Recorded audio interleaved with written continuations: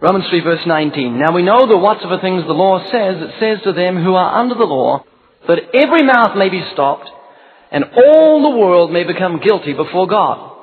So one function of God's law is to stop the mouth, to stop sinners justifying themselves and saying, there's plenty of people worse than me, I'm not a bad person really.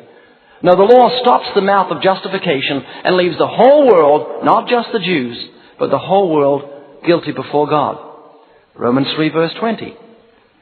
Therefore, by the deeds of the law, there shall no flesh be justified in his sight.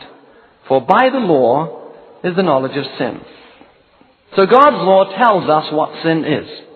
1 John 3:4 says, sin is transgression of the law. Romans 7 verse 7. What shall we say then, says Paul? Is the law sin? God forbid. No, I had not known sin, but by the law. Paul says, I didn't know what sin was until the Lord told me. In Galatians 3:24, wherefore the law was our schoolmaster to bring us to Christ, that we might be justified by faith. God's law acts as a schoolmaster to bring us to Jesus Christ, that we might be justified through faith in His blood.